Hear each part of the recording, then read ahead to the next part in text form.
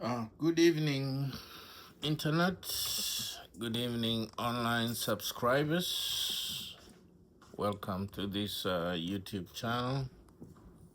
I am Kinara Pete, and I welcome you to my YouTube channel.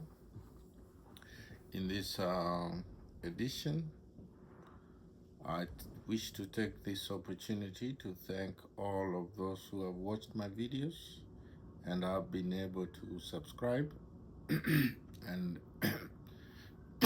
excuse me, they're part of why we are still doing this. Having said that, I want to reach out to all my subscribers whenever you are, whenever your time zone is. It is yet a beautiful evening. This afternoon, I was not able to produce a video like it is usual for my subscribers, but I'm coming to you late into the night, but we have a serious topic to discuss here today. Now, I know that for the past 1 week, I've talked mainly about Russia, Ukraine, and Iran crisis that most of our political pundits, observers, analysts have been looking into. But today we particularly want to go to Africa, and I want to talk about Uganda, a country that is a landlocked country sandwiched between Kenya, Tanzania, Congo on the other side, Rwanda on the one side, Burundi on one side. As you may be aware, those who follow the history of Africa, Uganda is been in the limelight of the African history as long as we have grown, and that Uganda formerly had Idi Amin Dada. It had Milton Obote. It had General Tito Okello, and finally now the leader there, the president there, so-called, is President Kaguta Museveni. He's well known as General Kaguta Museveni. He's the president, current leader of that nation. And the reason why we particularly picked on Uganda is because on the 15th of January, Uganda was holding its national elections. Now, we have received reports that some confirmed that Kaguta Museveni is leading by 88, between 80 and 88% of the total vote of that country. This is the 7th time that Yoweri Museveni is vying for the presidency. The 7th time that Kaguta Museveni is vying for the presidency of Uganda. If I may take you back to the history, those who know the history, Kaguta Museveni first came into power in 1986. I was still in high school in 1986. That is when Kaguta Museveni came into power through a guerrilla warfare that he fought through and overthrew General Idi Amin Dada, who fled the country of Uganda to Saudi Arabia, where he lived until his death in exile, well, about 4 or 5 years ago now. It is interesting to note that Yoweri Kaguta Museveni is a revolutionary leader, so to speak, having led a revolution from exile. Yoweri Museveni, his history is documented well. He lived in Tanzania. He hid back and forth between Uganda, Tanzania, and Kenya, and finally waging a guerrilla war using even underage children, a charge perhaps is yet to face in the courts of law for having used children soldiers or children as soldiers, underage children, to fight or to go to war. That is a story for another day. Today, we are analyzing his elections. That part of the reports that we are getting from Kampala and the outskirts of Kampala, Jinja, Entebbe, and all those areas, is that Yoweri Kaguta Museveni is leading by between 80 to 88% of the total vote. Now, this is a man who has been in power perhaps all my adult life. He came into power when I was in high school. Now, I am a grown man, and Yoweri Kaguta Museveni is still in power. It is imperative here to note that his son, General Muhoozi Kainerugaba, or Kainerugaba, whatever the case,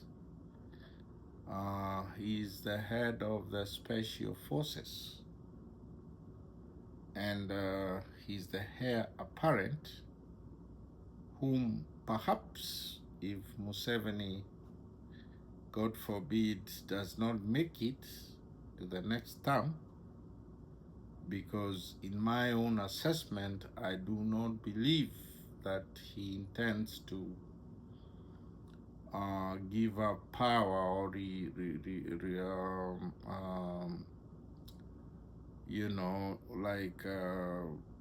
voluntarily conduct an open and transparent election. He seemed to be a leader who is afraid of losing power, and you can tell that by I followed through a lot of news channels today, and my research points to a lot of military presence in the streets of Kampala and wherever the voting took place. Clearly a show of might, sort of, you would call it, intimidation, if it's not the right word perhaps to use, but what I saw is tanks moving in the streets. Now one would pause back and ask yourself, why do we have tanks when citizens of a free country like Uganda are expressing their democratic right to vote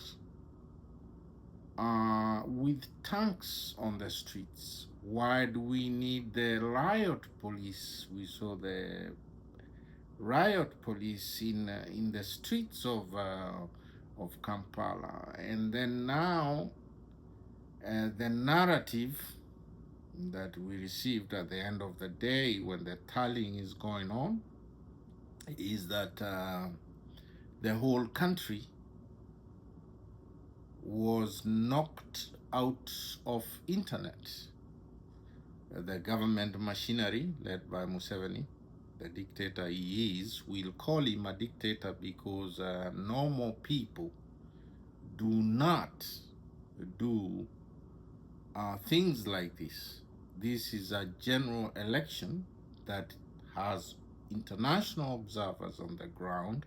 It has human rights observers on the ground. It has the whole world watching. Why are you disconnecting the internet in the entire Uganda nation? That is the question that Museveni has to answer here. Now, it is true to say that not too long ago, about 2 months ago or so, we witnessed the same incident in Tanzania with Mama Suluhu, Hassan Ali Suluhu, whatever the case, knocking out the whole internet, the whole of Tanzania. There was no information flowing out of the country, and that was to enable the death squads, hard death squads, to go for the people who are demonstrating or who are against or who have an alternative view. To date, the European Union called for release of the opposition Supremo, Tundu Lissu. There is an investigation going on against Suluhu in Tanzania by the United Nations and also the International Criminal Court. Once all those two come into a reality, the truth is that Suluhu will not leave Tanzania. She will be rotting in jail. Now, there is another dossier that was released by the CNN bureau chief, Larry Madawo, with very, very stinging evidence that was showcasing the government of Tanzania murdering people who are of different opinion. I found that very, very disturbing. We all call upon all the international forces of goodwill and good governance and democracy to go and prosecute this kind of behaviors, because this is clearly not why the people of Tanzania put Alias and Suluhu first of all in the position of the presidency. She is a beneficiary of the death of the former President Ali, Magufuli, President Magufuli, who died in office. And by virtue of being the vice president, she assumed the leadership of that country as the president. But to turn around and butcher people, murder people in thousands and thousands for you to stay in power is unacceptable. We will continue condemning it to the bitter end. This is a call to President Yoweri Museveni. You might have survived 7 terms of power, but clearly this does not look good and is not going to end up well for you. We believe these elections are stolen to a very, very great extent. And we understand there are reports of the arrest of the opposition Supremo, Bobi Wine. But arresting Bobi Wine will not help Uganda progress. Yoweri Museveni, you need to defend your leadership not through arresting Bobi Wine. Bobi Wine is popular, he's a former musician, he's popular with the youth and the young people. They love him. There's nothing you can do about it. Clearly, if the votes were to be tabulated in any transparent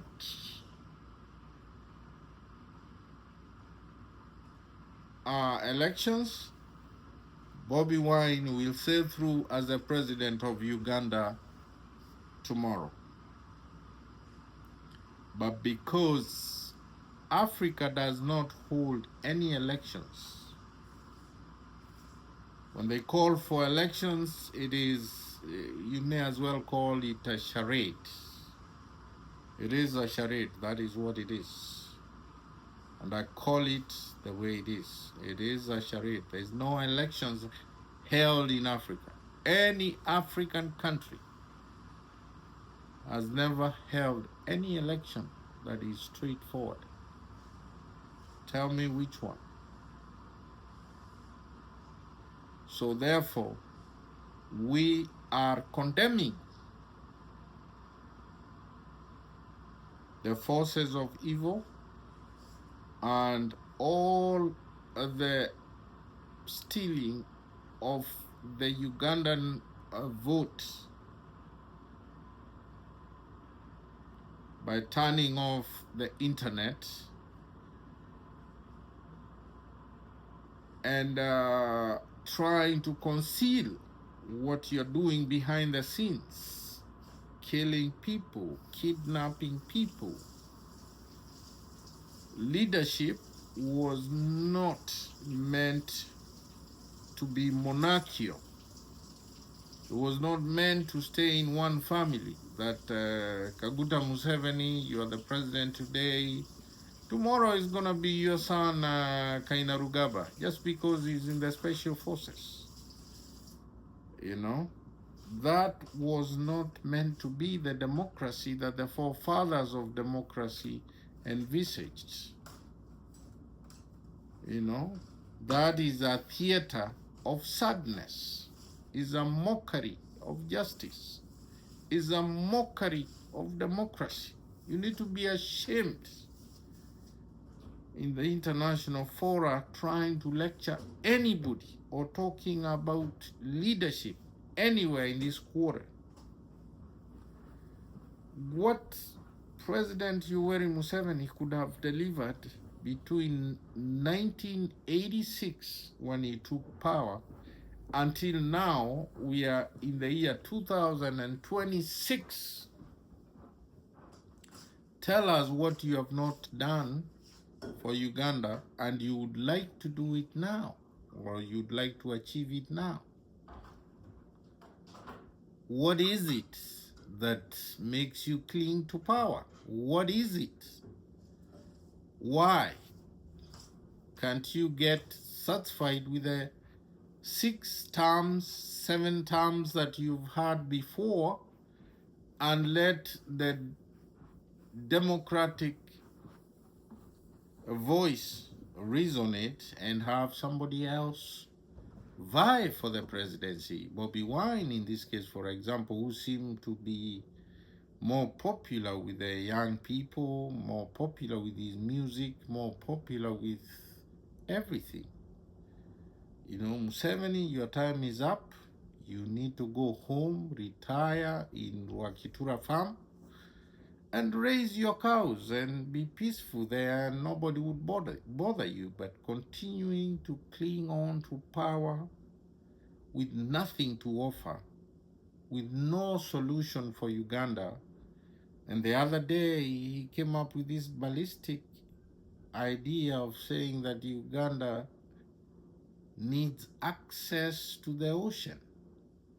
Museveni, we didn't draw these borders. The borders have been there since even before you were there. So you are not going to, you're not any special. To wake up today and say, hey, you want access to the ocean. You have no access to the ocean. That is the border. He says like that. You are not gonna say you're gonna have access now. Who's gonna make access for you? You know? Are you threatening Kenya? Are you threatening Tanzania? Who are you threatening in this case?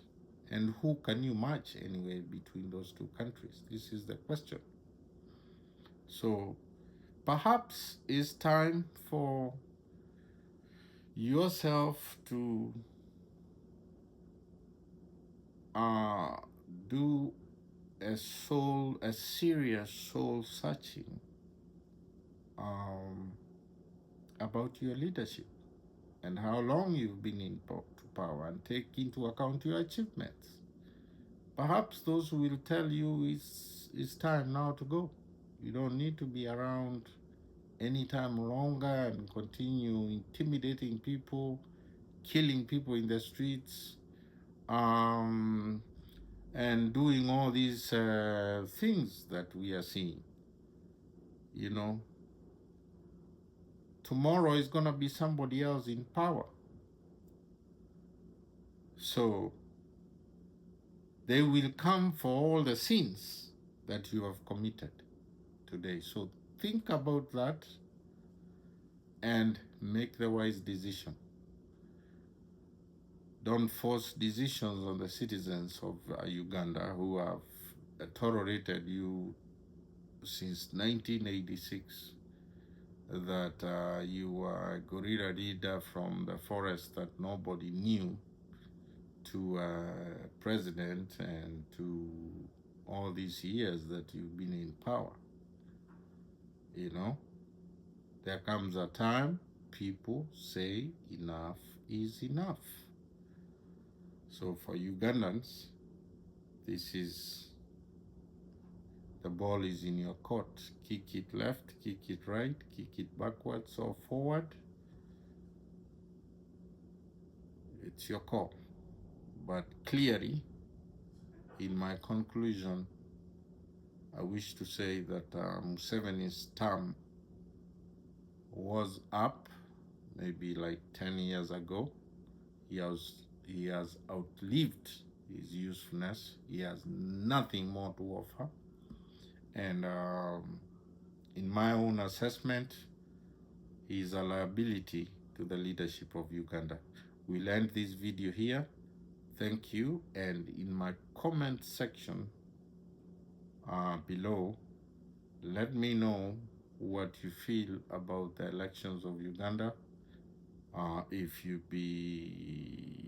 belong to the East African region, below, give me a comment. Let me know how you feel about the election of Uganda and Museveni's win of 80 to 88%, as it's being alleged right now. Clear fraud in the eyes of the world and everybody, and even himself. This is not something that we can continue having day after day.